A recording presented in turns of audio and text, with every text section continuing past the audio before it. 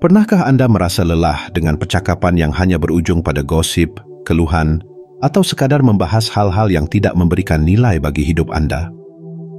Filsafat Stoik mengajarkan bahwa setiap kata yang keluar dari mulut kita adalah cerminan dari pikiran kita. Jika pikiran kita dipenuhi kebijaksanaan, maka percakapan kita akan membawa manfaat. Namun, jika kita tidak bijak memilih topik pembicaraan, kita justru bisa terjebak dalam lingkaran yang menguras energi dan merusak hubungan. Epictetus, salah satu pemikir besar Stoik, pernah mengingatkan, kita memiliki 2 telinga dan 1 mulut, agar kita mendengarkan 2 kali lebih banyak daripada berbicara. Pernyataan sederhana ini mengandung pesan mendalam. Setiap percakapan seharusnya menjadi kesempatan untuk mendengar, belajar, dan bertumbuh, bukan sekadar mengisi kekosongan dengan kata-kata. Hari ini, kita akan membahas 7 topik yang sebaiknya dihindari dalam percakapan sehari-hari. Dengan memahami dan menerapkan ajaran ini, kita tidak hanya menjaga ketenangan batin, tetapi juga menciptakan interaksi yang lebih bermakna dan harmonis. Mari kita mulai perjalanan ini dengan pikiran yang terbuka, hati yang tulus, dan semangat untuk menjadi pribadi yang lebih bijaksana. 1. Kesalahan orang lain.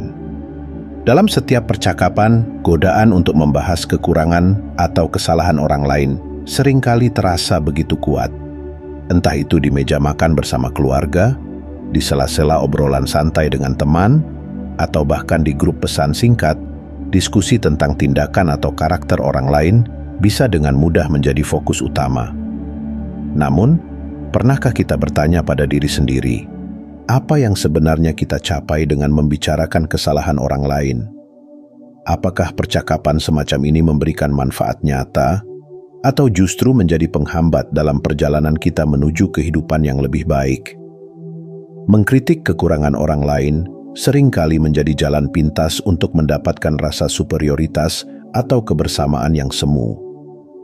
Misalnya, ketika kita sedang berkumpul bersama keluarga, percakapan mungkin beralih ke kebiasaan seorang anggota keluarga yang selalu datang terlambat atau pilihan hidup seseorang yang dianggap tidak biasa.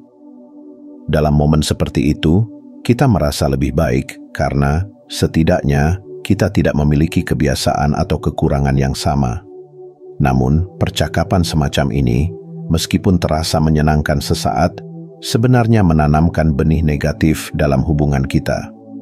Lambat laun, gosip dan kritik ini akan mengikis kepercayaan dan rasa hormat di antara kita. Marcus Aurelius, dalam kebijaksanaannya, pernah mengatakan, jangan buang waktu lagi untuk berdebat tentang seperti apa orang baik itu. Jadilah orang baik.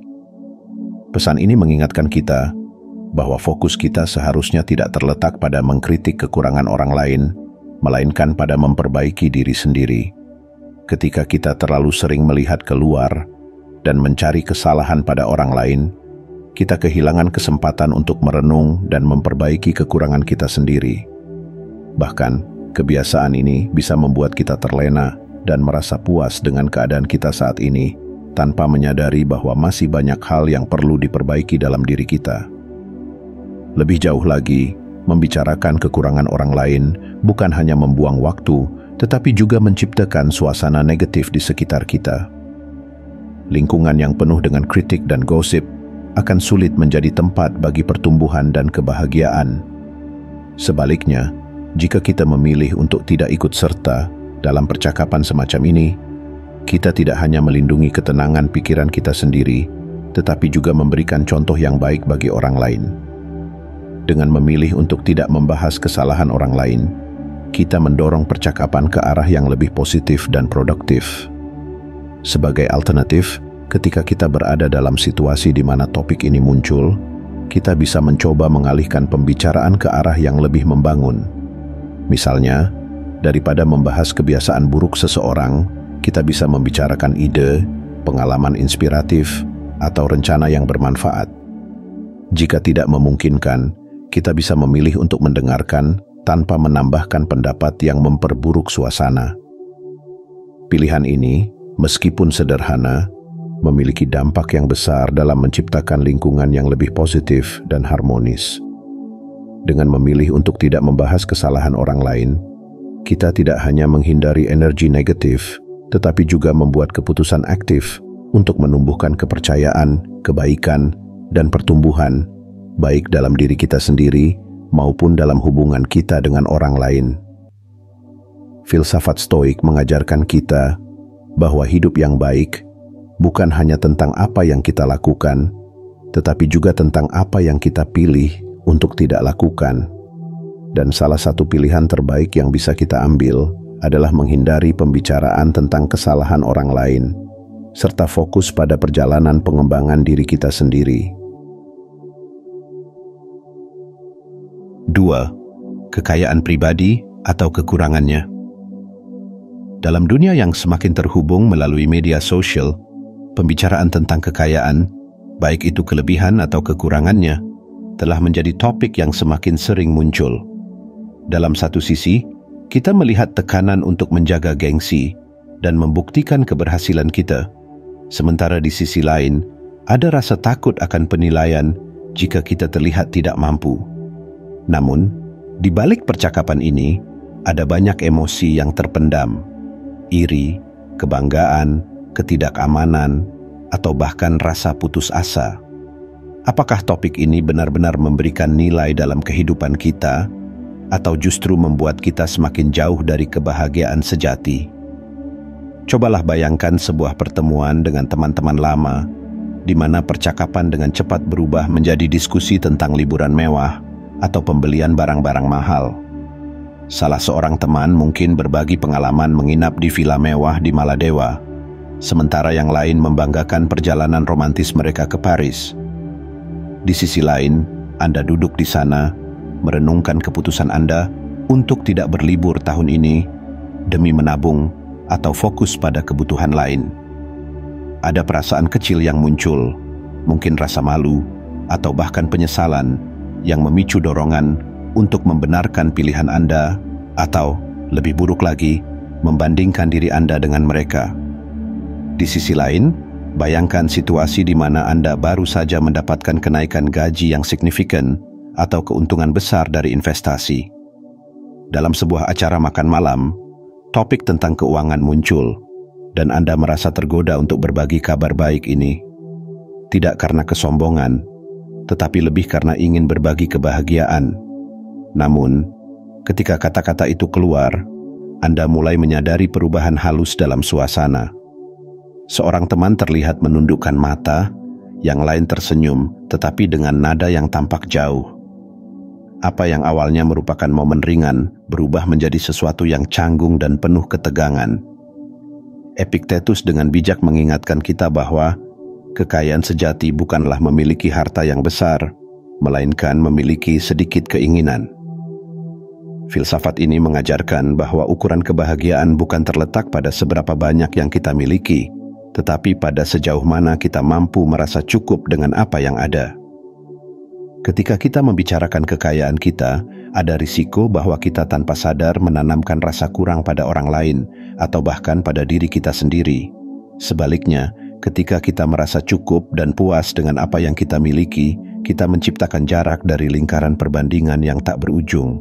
Namun, ini tidak berarti bahwa kita tidak boleh merayakan keberhasilan kita. Merayakan pencapaian itu baik, tetapi perlu dilakukan dengan penuh kesadaran. Tanyakan pada diri Anda, apakah berbicara tentang kekayaan ini berasal dari kebahagiaan yang tulus atau hanya kebutuhan untuk mendapatkan validasi dari orang lain? Dengan refleksi ini, kita dapat memastikan bahwa kebahagiaan kita tidak tergantung pada pengakuan eksternal. Sebaliknya, membangun hubungan yang lebih dalam dan bermakna dengan orang lain seharusnya tidak berlandaskan pada ukuran kekayaan. Daripada membahas apa yang kita miliki atau tidak miliki, alihkan percakapan pada hal-hal yang lebih bermakna, pengalaman yang berharga, pelajaran hidup, atau bahkan tujuan dan harapan yang ingin dicapai. Dengan cara ini, percakapan tidak hanya menjadi lebih positif, tetapi juga menciptakan ikatan yang lebih erat dan tulus. Pada akhirnya, Kekayaan sejati bukanlah tentang angka dalam rekening bank kita, tetapi tentang kualitas hubungan kita, ketenangan jiwa, dan rasa cukup yang kita rasakan. Ketika kita berhenti membandingkan diri kita dengan orang lain dan belajar merasa cukup dengan apa yang ada, kita menemukan kebebasan sejati. Dan ketika kita memilih untuk tidak menjadikan kekayaan sebagai topik utama dalam percakapan kita tidak hanya melindungi hubungan kita dari gesekan yang tidak perlu, tetapi juga mengarahkan fokus kita pada hal-hal yang benar-benar penting dalam hidup. 3. Dendam masa lalu. Dendam terhadap masa lalu ibarat membawa beban berat di punggung sepanjang perjalanan hidup. Semakin lama kita memikulnya, semakin sulit langkah kita untuk maju. Meskipun mengingat kesalahan atau luka yang pernah kita alami adalah hal yang manusiawi, terlalu sering membahasnya dalam percakapan dapat memperbesar rasa sakit, memperpanjang konflik, dan menghalangi kita menikmati saat ini. Bayangkan seorang teman lama bernama Alice. Anda dan Alice memiliki banyak kenangan indah bersama, tetapi satu peristiwa kecil di masa lalu terus membayangi hubungan kalian. Suatu ketika, Alice lupa menghadiri pesta ulang tahun Anda yang telah Anda nantikan bersama. Tahun demi tahun berlalu, dan meskipun banyak momen bahagia telah Anda lewati bersama, setiap kali bertemu, percakapan Anda sering berputar pada kejadian itu. Anda bertanya, "Mengapa Alice tidak datang? Apakah saya tidak cukup penting baginya?" Tanpa sadar, Anda menciptakan jarak dalam hubungan yang seharusnya bisa berkembang. Dendam semacam ini bukan hanya membebani hubungan Anda dengan orang lain, tetapi juga membebani hati dan pikiran Anda.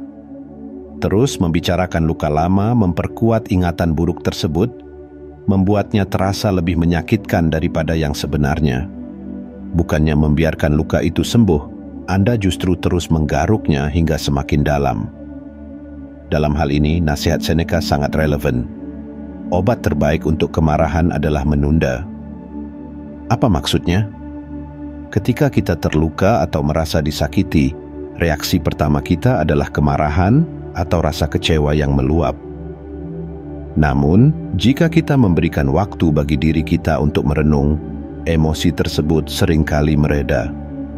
Dengan waktu, kita dapat melihat situasi dengan lebih jernih, memahami alasan di balik tindakan orang lain, dan menerima bahwa manusia memang tidak sempurna. Namun, memaafkan bukan berarti melupakan atau mengabaikan rasa sakit kita.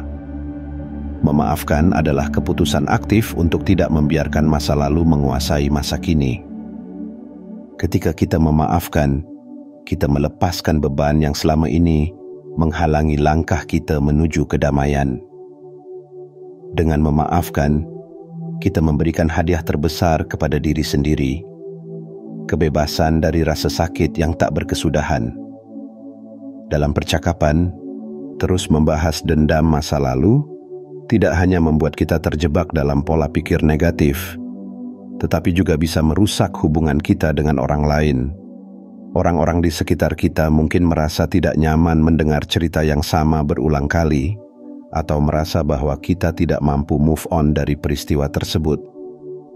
Sebaliknya, ketika kita memilih untuk tidak membahas luka lama, kita memberikan ruang bagi percakapan yang lebih positif dan bermakna. Contohnya, alih-alih mengungkit kesalahan orang lain, kita bisa fokus pada hal-hal baik yang telah mereka lakukan, atau membicarakan rencana dan harapan untuk masa depan. Jika rasa sakit itu terlalu besar untuk diabaikan, bicarakanlah dengan cara yang konstruktif, misalnya dengan tujuan memperbaiki hubungan atau mencari solusi bersama. Dendam masa lalu memang terasa sulit dilepaskan, tetapi dengan latihan dan kesadaran, kita bisa melatih diri untuk melepaskannya. Ingatlah, masa lalu adalah guru, bukan penguasa. Ia memberikan pelajaran, tetapi tidak seharusnya mengatur langkah kita hari ini. Dengan membebaskan diri dari beban dendam, kita tidak hanya menciptakan ruang untuk kebahagiaan, tetapi juga membuka pintu untuk hubungan yang lebih tulus dan bermakna. Jadi, ketika Anda merasa ingin mengungkit luka lama dalam percakapan, mempertanyakan pada diri sendiri, apakah ini membantu saya tumbuh atau justru menghalangi saya? Dengan memilih untuk melepaskan, Anda bukan hanya menjadi lebih ringan, tetapi juga memberikan energi positif kepada diri sendiri dan orang-orang di sekitar Anda. Seperti yang diajarkan Stoicisme, hidup yang baik adalah hidup yang dipenuhi kedamaian, dan kedamaian datang ketika kita melepaskan apa yang tidak bisa kita kendalikan. Dendam masa lalu termasuk di dalamnya. 4. Prediksi masa depan. Manusia selalu memiliki ketertarikan yang mendalam untuk memprediksi masa depan. Dari zaman kuno, ketika nenek moyang kita membaca tanda-tanda di langit atau pola di alam, hingga era modern yang dipenuhi algoritma dan data, hasrat untuk mengetahui apa yang akan terjadi tetap tak tergantikan. Namun di balik keinginan ini, terdapat jebakan besar, kecenderungan untuk terjebak dalam ketidakpastian yang tak berujung. Berbicara terlalu banyak tentang masa depan, terutama dengan cara yang spekulatif, seringkali menciptakan kecemasan, bukan ketenangan. Bayangkan seorang mahasiswa bernama Maya yang sedang mempersiapkan kelulusan. Masa depan yang luas terbentang di hadapannya, tetapi juga dipenuhi oleh banyak ketidakpastian. Setiap kali ia duduk bersama keluarganya, percakapan selalu berputar pada spekulasi. Bagaimana peluang pekerjaan tahun depan? Apakah ekonomi akan membaik dalam 5 tahun ke depan? Atau, apakah kota besar lebih baik untuk memulai karier? Bahkan teman-temannya seringkali membahas berbagai kemungkinan karier dengan nada yang penuh perbandingan. Bukannya merasa optimis, Maya justru semakin cemas. Dia mulai merasakan tekanan bukan karena apa yang sedang dia hadapi, tetapi karena bayangan akan kemungkinan yang belum tentu terjadi. Seneca pernah berkata, kita sering menderita lebih banyak dalam imajinasi daripada dalam kenyataan. Ini adalah pengingat yang kuat bahwa banyak dari ketakutan kita terhadap masa depan sebenarnya tidak nyata, tetapi merupakan hasil dari pikiran kita sendiri. Ketika kita terlalu fokus memprediksi setiap kemungkinan, pikiran kita membayangkan skenario terburuk, memperbesar tantangan yang mungkin hanya kecil, atau bahkan membayangkan masalah yang tidak pernah terjadi.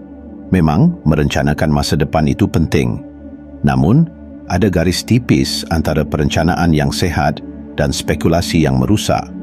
Perencanaan melibatkan langkah-langkah konkret, berdasarkan fakta dan tujuan yang jelas. Sebaliknya, spekulasi cenderung melibatkan kekhawatiran dan imajinasi tanpa batas yang seringkali menguras energi emosional kita. Ketika percakapan tentang masa depan menjadi terlalu berat pada spekulasi, kita tidak hanya membebani diri sendiri, tetapi juga orang-orang di sekitar kita.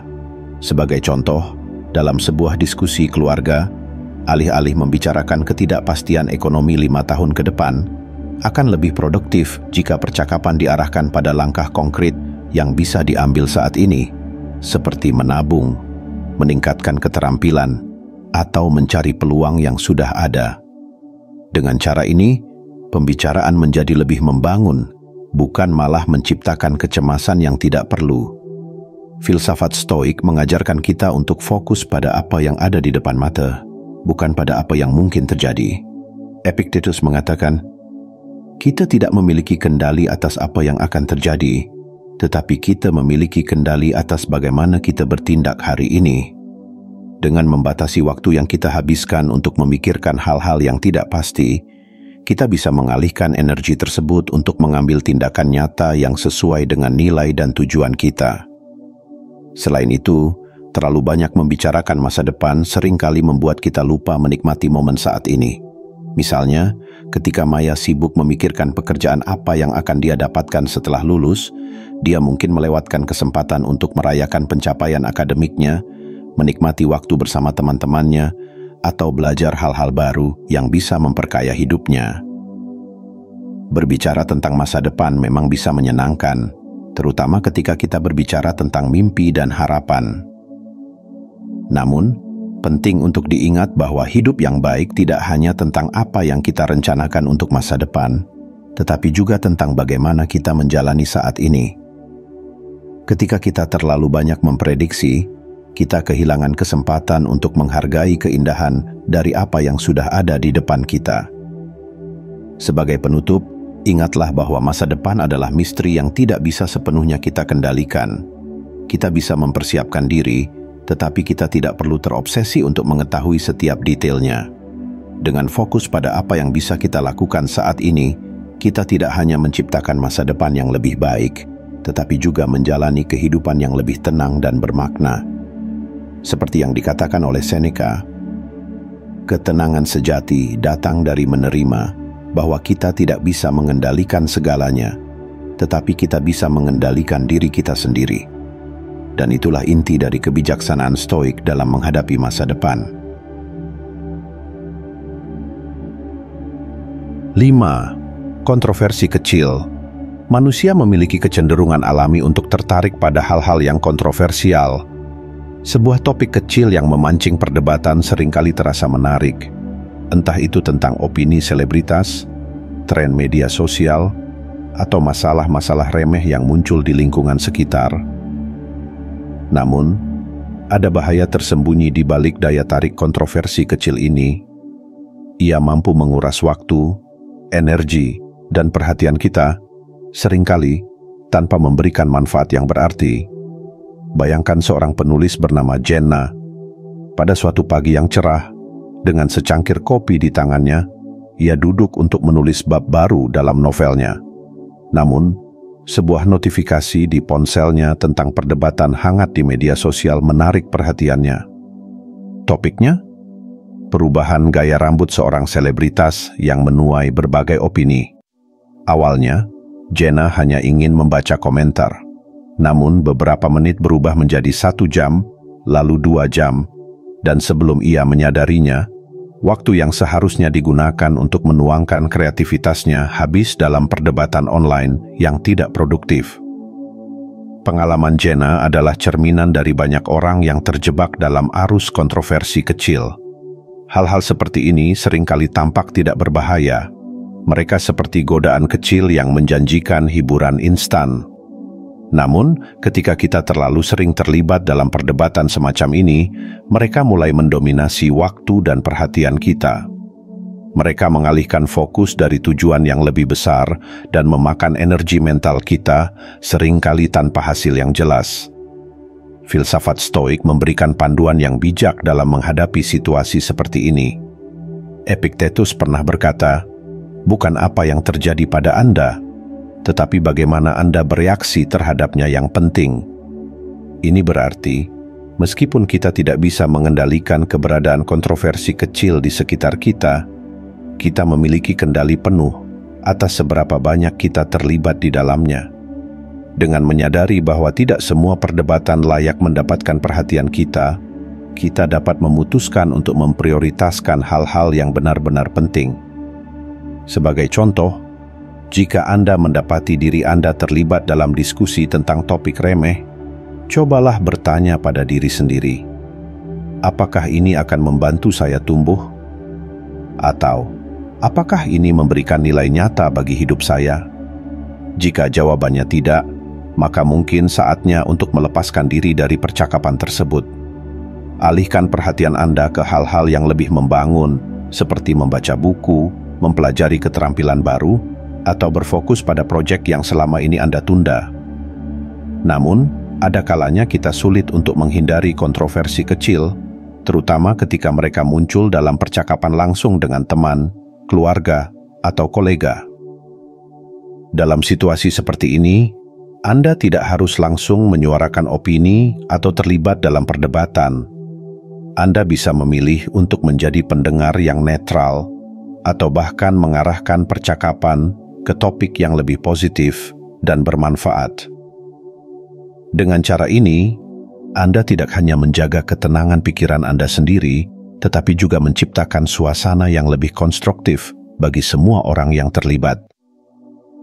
Kontroversi kecil juga seringkali menjadi cerminan dari kebutuhan manusia untuk merasa terkoneksi dengan orang lain. Ketika kita membahas topik yang sedang tren atau memicu perdebatan, ada rasa kebersamaan yang muncul. Namun, kebersamaan ini seringkali dangkal dan sementara.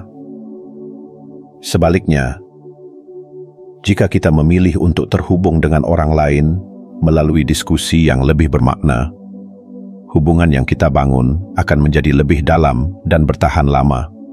Pada akhirnya, kehidupan yang baik adalah tentang membuat pilihan yang sadar dalam setiap aspek, termasuk dalam percakapan. Ketika kita mampu membedakan mana yang benar-benar penting dan mana yang hanya gangguan, kita tidak hanya melindungi energi mental kita, tetapi juga memastikan bahwa waktu kita digunakan untuk hal-hal yang memberikan dampak positif. Seperti yang diajarkan filsafat Stoik, kebijaksanaan terletak pada kemampuan untuk mengarahkan perhatian kita dengan bijak. Dengan memilih untuk tidak terjebak dalam kontroversi kecil, kita membuka ruang untuk fokus pada tujuan, hubungan, dan pengalaman yang benar-benar berarti. Dan pada akhirnya, hidup kita menjadi lebih tenang, lebih fokus, dan lebih bermakna. 6. Pamer pengetahuan. Pencarian pengetahuan adalah salah satu upaya paling mulia yang dapat dilakukan manusia. Pengetahuan membuka pintu menuju pemahaman yang lebih dalam tentang dunia dan diri kita sendiri. Namun, ada bahaya tersembunyi ketika hasrat untuk belajar bergeser dari keinginan untuk tumbuh menjadi dorongan untuk memamerkan. Pamer pengetahuan tanpa tujuan yang jelas seringkali menjadi penghalang dalam hubungan sosial, menciptakan jarak alih-alih koneksi. Bayangkan seorang wanita bernama Arya, seorang pembaca setia yang selalu memiliki buku di tangannya. Cinta Arya terhadap pengetahuan membuatnya menjadi individu yang penuh wawasan, tetapi perlahan-lahan ia mulai menggunakan pengetahuannya sebagai alat untuk mendapatkan pengakuan. Dalam percakapan, ia sering menyelipkan fakta-fakta yang tidak relevan hanya untuk menunjukkan betapa luasnya pengetahuannya. Ketika teman-temannya berbicara tentang film terbaru, Arya mungkin menyela dengan informasi tentang sejarah sinema yang tidak diminta. Ketika seseorang berbicara tentang pengalaman perjalanan, Arya akan mengubah arah percakapan menjadi analisis mendalam tentang budaya setempat, membuat teman-temannya merasa terasing. Alih-alih menciptakan suasana diskusi yang menyenangkan, perilaku seperti ini dapat membuat orang lain merasa kurang nyaman atau bahkan minder. Bukannya menghargai wawasan Arya, teman-temannya mulai merasa bahwa setiap percakapan bersamanya berubah menjadi kompetisi intelektual. Akibatnya, jarak mulai terbentuk, dan Arya kehilangan kesempatan untuk membangun hubungan yang lebih dalam dan bermakna. Seneca pernah berkata, "Kebahagiaan sejati adalah menikmati saat ini tanpa kecemasan tentang masa depan." Dalam konteks ini, kebahagiaan sejati juga berarti menikmati pengetahuan tanpa merasa perlu membuktikan nilai diri melalui pameran intelektual. Pengetahuan, dalam esensinya, seharusnya menjadi alat untuk membantu orang lain, memperdalam hubungan, dan menciptakan pemahaman, bukan sebagai alat untuk meningkatkan ego. Pamer pengetahuan tidak hanya menciptakan jarak dalam hubungan, tetapi juga mengalihkan fokus dari tujuan sebenarnya dari pembelajaran. Ketika kita belajar hanya untuk mengesankan orang lain, kita kehilangan esensi dari proses pembelajaran itu sendiri. Kegembiraan dalam menemukan sesuatu yang baru dan memperluas wawasan kita. Pengetahuan menjadi dangkal, tidak lagi menjadi sesuatu yang memperkaya jiwa, tetapi hanya menjadi ornamen yang dipajang untuk mendapatkan pujian. Untuk menghindari jebakan ini, penting bagi kita untuk secara berkala merenungkan motivasi di balik hasrat kita untuk berbagi pengetahuan. Apakah kita berbicara untuk membantu dan memberi manfaat kepada orang lain, ataukah kita hanya mencari validasi? Dengan mengajukan pertanyaan ini, kita dapat memastikan bahwa pengetahuan kita digunakan untuk tujuan yang benar. Sebagai contoh, ketika seseorang bertanya tentang sebuah topik, alih-alih memberikan jawaban yang panjang dan kompleks, kita bisa mencoba memberikan penjelasan yang sederhana dan relevan. Jika mereka ingin tahu lebih banyak, barulah kita melibatkan diskusi yang lebih dalam.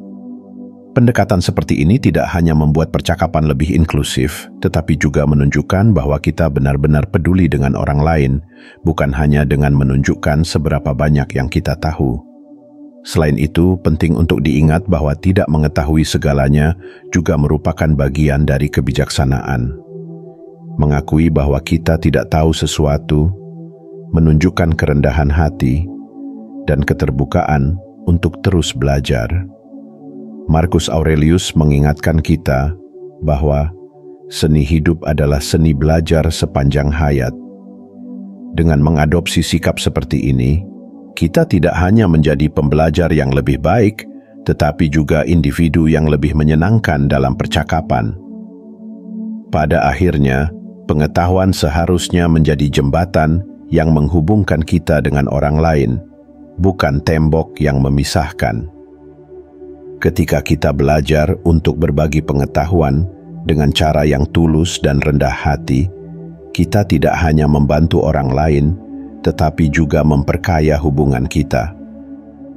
Filsafat Stoik mengajarkan bahwa kebijaksanaan sejati adalah tentang bagaimana kita menggunakan apa yang kita tahu untuk menciptakan dampak positif dalam kehidupan kita dan kehidupan orang lain.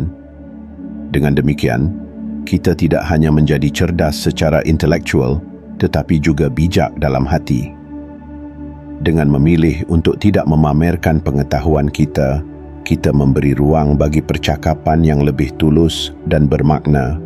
Kita belajar untuk mendengarkan, untuk memahami, dan untuk berbagi tanpa pamrih. Dan pada akhirnya, inilah inti dari pencarian pengetahuan yang sejati, bukan untuk membuktikan diri, tetapi untuk menjadi versi terbaik dari diri kita sendiri, sambil membawa kebaikan kepada dunia di sekitar kita. 7. Kritik diri yang berlebihan. Di era modern ini, di mana kesempurnaan seringkali dijadikan standar, tidak jarang kita menjadi terlalu keras pada diri sendiri. Mungkin kita berpikir bahwa dengan mengkritik diri secara berlebihan, kita akan termotivasi untuk menjadi lebih baik. Namun, kenyataannya, kritik diri yang tidak terkontrol seringkali membawa kita pada spiral kecemasan, rasa tidak cukup, dan bahkan kehilangan kepercayaan diri. Alih-alih membantu kita tumbuh, ia justru menjadi penghalang terbesar dalam perjalanan kita menuju kehidupan yang lebih bermakna. Bayangkan sebuah situasi di mana Anda telah mempersiapkan presentasi penting selama berminggu-minggu. Anda menghabiskan waktu yang tak terhitung jumlahnya untuk menyusun materi, berlatih berbicara, dan memastikan semuanya sempurna. Namun, ketika hari presentasi tiba, Anda merasa gugup dan tidak mampu tampil sebaik yang Anda harapkan. Setelah presentasi selesai, alih-alih merasa lega telah menyelesaikannya, Anda malah terus memutar ulang setiap kesalahan kecil dalam pikiran Anda. Mengapa saya tidak menyampaikan bagian itu dengan lebih baik? Kenapa saya lupa poin yang penting? Anda terjebak dalam lingkaran kritik diri yang tidak pernah berakhir, membuat Anda merasa gagal, meskipun mungkin audiens Anda sebenarnya puas dengan presentasi tersebut. Kritik diri yang berlebihan seperti ini seringkali muncul dari keinginan untuk menjadi sempurna. Namun, apa sebenarnya kesempurnaan itu? Dalam banyak kasus, standar yang kita tetapkan untuk diri sendiri jauh lebih tinggi daripada yang diharapkan orang lain.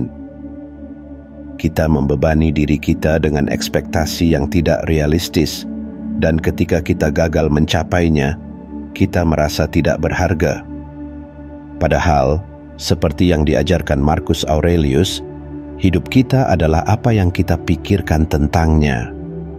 Jika kita terus-menerus memikirkan kekurangan kita, maka hidup kita akan terasa penuh dengan kekurangan. Namun, penting untuk diingat bahwa kesalahan adalah bagian dari perjalanan.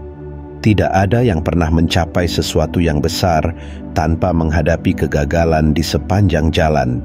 Bahkan para filsuf Stoik yang bijaksana sekalipun tidak kebal terhadap kesalahan.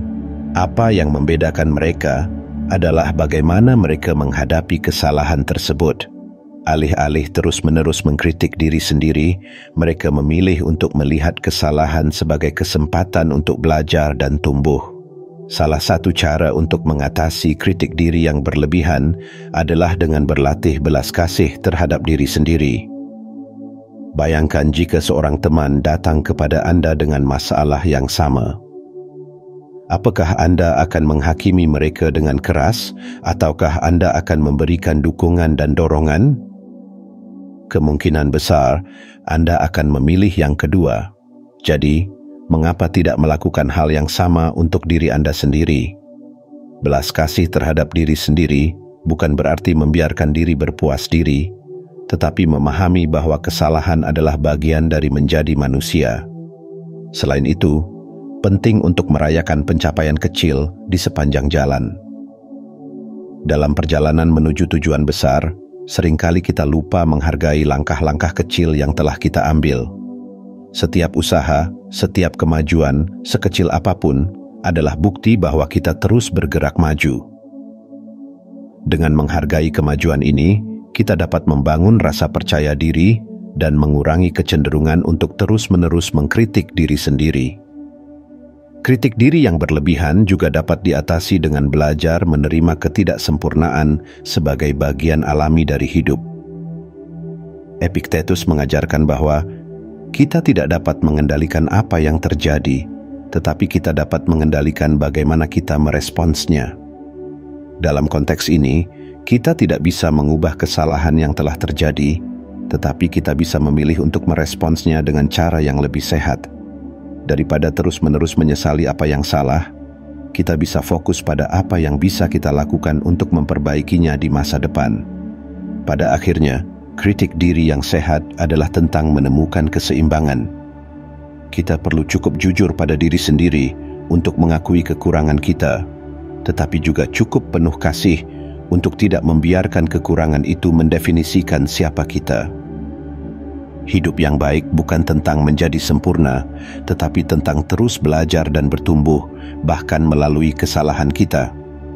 Dengan melepaskan kebiasaan kritik diri yang berlebihan, kita membuka ruang untuk menerima diri sendiri apa adanya, lengkap dengan kelebihan dan kekurangan kita.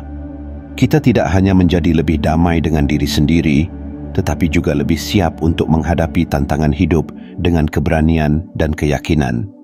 Dan itulah inti dari ajaran Stoik, menemukan ketenangan di tengah ketidaksempurnaan dan menggunakan setiap momen, termasuk kesalahan, sebagai batu loncatan menuju kehidupan yang lebih bermakna.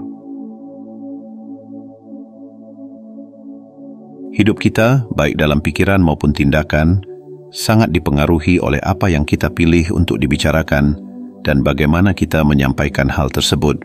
Dalam perjalanan memahami kebijaksanaan Stoik, kita diajak untuk melihat percakapan sebagai cerminan dari kedewasaan dan kesadaran diri. Dengan menghindari topik-topik seperti kritik terhadap orang lain, pamer kekayaan, dendam masa lalu, spekulasi yang tak perlu, kontroversi kecil, pamer pengetahuan, dan kritik diri yang berlebihan, kita tidak hanya melindungi ketenangan pikiran kita, tetapi juga menciptakan ruang untuk hubungan yang lebih bermakna dan kehidupan yang lebih damai. Filsafat Stoik mengingatkan kita untuk fokus pada apa yang benar-benar berada dalam kendali kita, termasuk pilihan kita untuk berbicara atau diam. Seperti yang dikatakan oleh Marcus Aurelius, jangan buang waktu lagi untuk berdebat tentang apa yang seharusnya dilakukan orang lain. Jadilah orang yang melakukannya.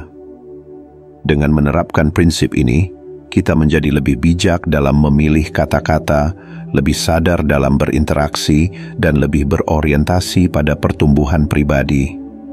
Mari jadikan percakapan kita sebagai ladang kebaikan, tempat kita bisa saling mendukung, menginspirasi, dan membangun dunia yang lebih harmonis. Setiap kata yang kita pilih memiliki kekuatan, baik untuk menciptakan atau menghancurkan, untuk mempererat atau menjauhkan.